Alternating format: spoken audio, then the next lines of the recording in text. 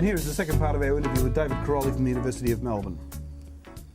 Now, the skeptics' main argument is about attribution. I mean, they say that their claim is that there is no evidence that convincingly demonstrates that human-produced CO2 is responsible for the warming we've observed.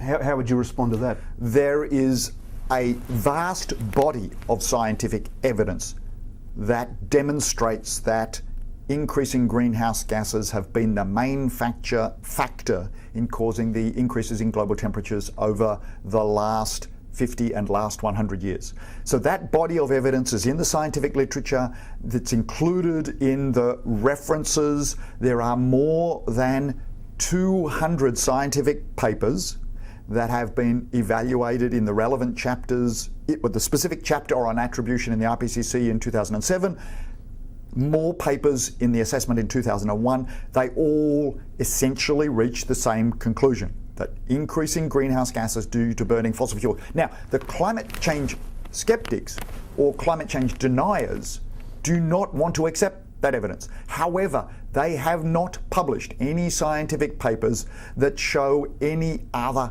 causes in the peer-reviewed scientific literature. But this would be their main point. Their main point would be that the attribution relies on a default.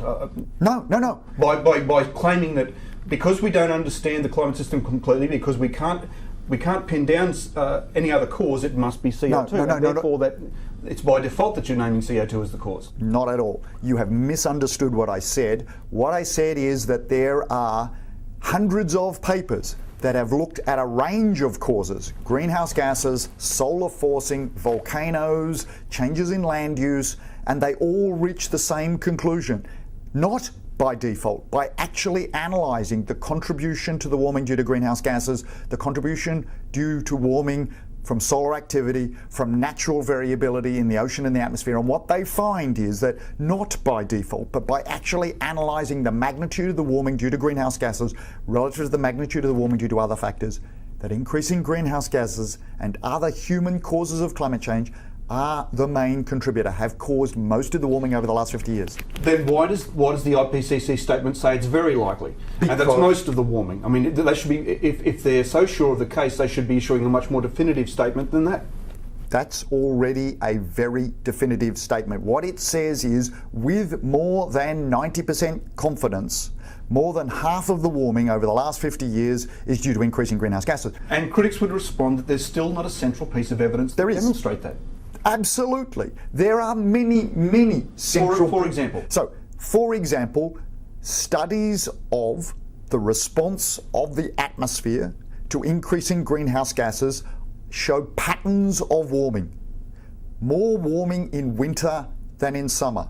More warming at high latitudes than low latitudes. More warming at night than in the day, and more warming in the lower atmosphere than the upper atmosphere.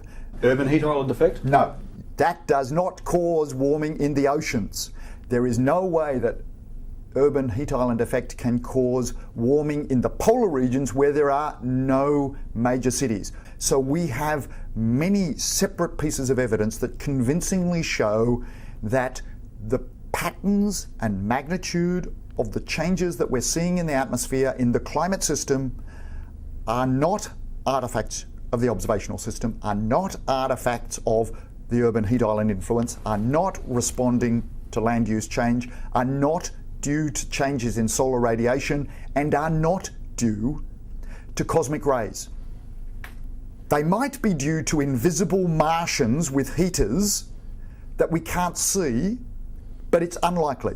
The tropospheric hotspot has not been observed. That's not true. It's been predicted by, it hasn't been observed directly, and it's been predicted by the IPCC models. If we can't observe the tropospheric hotspot, it tends to suggest that there's something wrong with the models. No. First of all, there have been a number of comprehensive studies looking at tropical temperatures, and it's a very key point in the pattern of response. And the assessment by the US National Academy of Science, the assessment by the IPCC, and the assessment by recent peer-reviewed published studies is that the pattern of warming in tropical upper tropospheric temperatures in the tropics at heights between 10 and 15 kilometres is entirely consistent. The observed warming trend is entirely consistent with the pattern of responses that you expect from climate models. The other area of major contention for the sceptics would be the issue of climate sensitivity. That is, how much the globe's atmosphere or the climate will warm in response to a doubling of CO2. Now, the Stefan Boltzmann constant tends to suggest 1 degree. IDSO and Kinnemoth and a few others say it's about 1 degree as well. The IPCC says 1.5 to 4.5 degrees Celsius. That's based on the models, and the sceptics would say, once again, there's no clear evidence that it could be as high as 4.5 degrees centigrade. The response purely from the radiative response to changes in greenhouse gases, in carbon dioxide, is about 1 It's degree. a theoretical value, yeah. It's a theoretical value for a response to only changes in carbon dioxide. But we know that there are many different factors in the climate system, such as increases or changes in water vapour, such as changes in ice, such as changes in cloud patterns in response to a warming in the climate system, which provide an amplification. These are the so-called feedbacks. There are many different feedbacks in the climate system. The best estimate for the warming due to a doubling of carbon dioxide is 3 degrees. The range is between about 2 and 4.5 degrees. There is convincing observational evidence that indicates there is negligible, no scientific support for a warming due to a doubling of CO2 of only 0.5 or 1 degree. Well, on that point, Richard Linson from MIT in the United States has recently put out a paper saying that this is an observed result from satellite data, and he says that his paper tends to suggest that the warming is restricted to around 0.5 of a degree. That's correct. Now, that's apparently this is only for the tropics. He's measured the tropics. That's right. Now, if Richard Linson's result is correct, then it looks like we don't have much to worry about as far as climate change is concerned.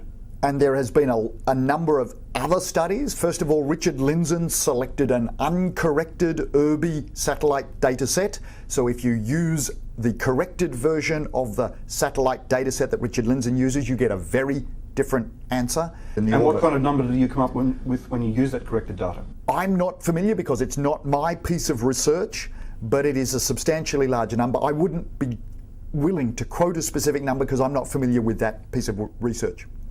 Professor David Caroli, thank you for joining us today. You're welcome. David Caroli from the University of Melbourne. Now, coming up after the break, we take a look at one strategy which may just help you survive the global financial crisis. Stay with us.